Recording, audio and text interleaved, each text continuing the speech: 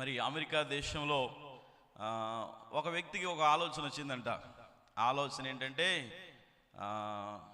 ఒక కొత్త trend set చేయాలి, మనుషులందరూ కూడా ఒక వెరైటీగా తయారై ఒక ప్లాట్ఫామ్ మీదకి రావాలని చెప్పి వారు ఆలోచన చేసి ప్రియులరా అందరినీ సమకూర్చారంట. అంటే మరి జెంట్స్ అయితే షర్ట్ ప్యాంట్ వేసుకుంటారు, లేకపోతే లేడీస్ శారీస్ వేసుకుంటారు. కానీ ఆ విధంగా కాకుండా ఒక కొత్తగా రావాలి అని చెప్పి వారు ఆలోచన చేసి ఆ వ్యక్తి మరి ఈ విధంగా అందరినీ తీసుకురావాలి, ఒక కొత్త వెరైటీ చూపించాలని అనుకున్నాడంట. అయితే అందరూ దాని కొరకు ఒక ప్లాట్ఫామ్ సిద్ధం చేశారు. మరి ఆ రోజు సిద్ధమయ్యే పరిస్థితికి అందరూ రకరకాలుగా సిద్ధపడి ఆ ప్రాంతానికి వచ్చారు. నేను కూడా కర్ణాటకలో హుబ్లీలో మరి ట్రైనింగ్ చేస్తున్నప్పుడు అక్కడ కూడా ఒక చక్కటి ఆ వాతావరణాన్ని అక్కడ క్రియేట్ చేశారు. అలా ఎలా అంటే ఏంజల్ అండ్ మార్టల్ అనే గేమ్ను వారు ఏర్పాటు చేశారు.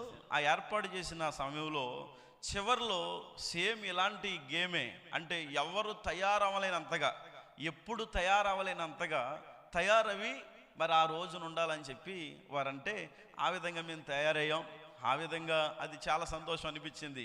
ఒకవేళ అలాంటి గేమేనేమో వారు కూడా అక్కడ టెంట్స్ సిద్ధం చేశారు.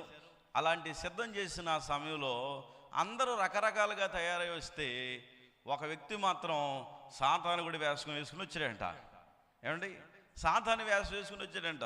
ఈలోగా భయంకరమైన మొన్న గాలివానలు వచ్చినాయి కదా, అలాంటి గాలివానే మరి ఆ రోజు కూడా రావటం జరిగింది.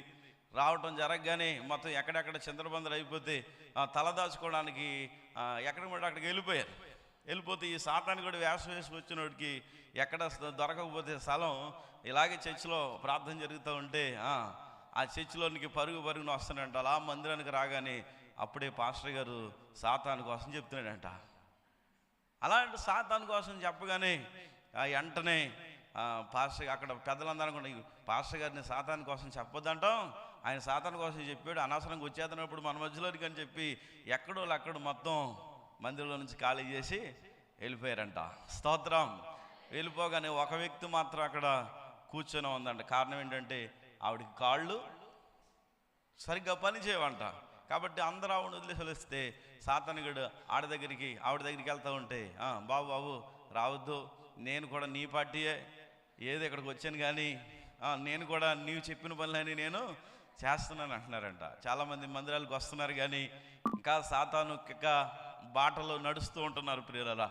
ఆ విధంగా కాకుండా మనం దేవుని యొక్క చిత్తాన్ని సాతాన్ని ఎదిరించి దేవుని యొక్క చిత్తం చేయడానికి మనం సిద్ధపడాలి. చూడండి, దేవుని యొక్క వాక్యంలో నుంచి ఒక మాట నేను చదివించి ఈరోజు ధ్యానంగా ఆ మాటను మీకు జ్ఞాపకం చేయడానికి నేను ఇష్టపడుతున్నాను. చూడండి, మార్కు సువార్త 10వ అధ్యాయము 28వ వచనం